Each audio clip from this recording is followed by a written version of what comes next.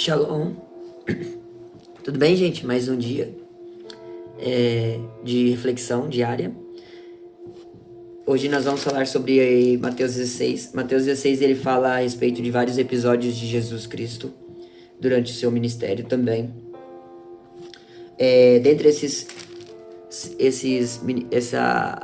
essa parte de ministração e dele proclamando, né, libertação aos cativos,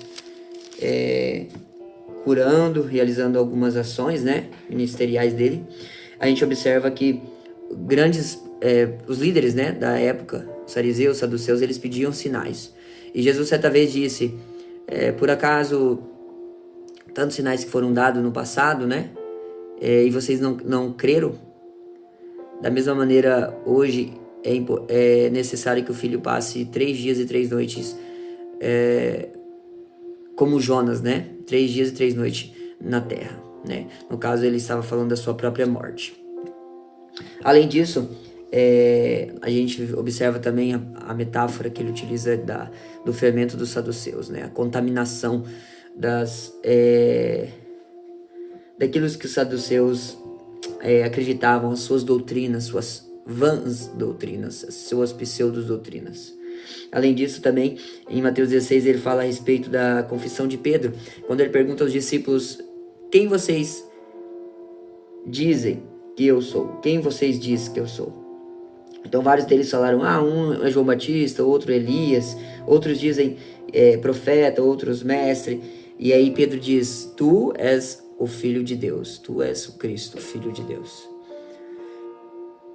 E a gente vê que seu ministério, o ministério de Cristo, ele foi pautado paulatinamente pelas verdades, além daquelas expressadas pelas suas ações, ele também deixava bem implícito e às vezes até explícito sua missão, que era vir, morrer pela raça humana, salvar o ser humano. Diferente muito daquilo que eles acreditavam, que iam instalar um reino, né? Um reino messiânico, onde eles iam serem libertos do Império Romano. Cristo, ele trouxe um reino que era um reino espiritual, um reino onde ele novamente retornaria, né? Pela uma segunda vez, e assim ele libertaria de maneira completa e plena o seu povo. Então, que nesse dia, como diz aqui em Mateus capítulo 16, que realmente o reino de Jesus, que o chamado que ele nos tem, que ele coloca todos os dias para cada um de nós, realmente possa surtir efeito, possa ser aceito por cada um de nós, né? Não haverá nenhuma segunda chance, né? Ele diz que, como diz lá em Romanos 6:23, porque o salário do pecado é a morte, mas o dom gratuito de Deus é a vida eterna em Cristo Jesus. Aqueles que dormirem em Cristo, né, antes da sua segunda vinda, serão ressuscitados conforme a glória de Cristo, conforme aquilo que ele especificou. Aqueles que esperarem, aquilo que colocarem toda a sua esperança em mim, aquele que depositarem toda a sua vida em mim, esses serão ressuscitados no segundo advento. Contudo, meus queridos, nós temos apenas essa vida para poder definir ou para poder escolher qual será o nosso caminho. Se é o caminho de vida ou o caminho de morte.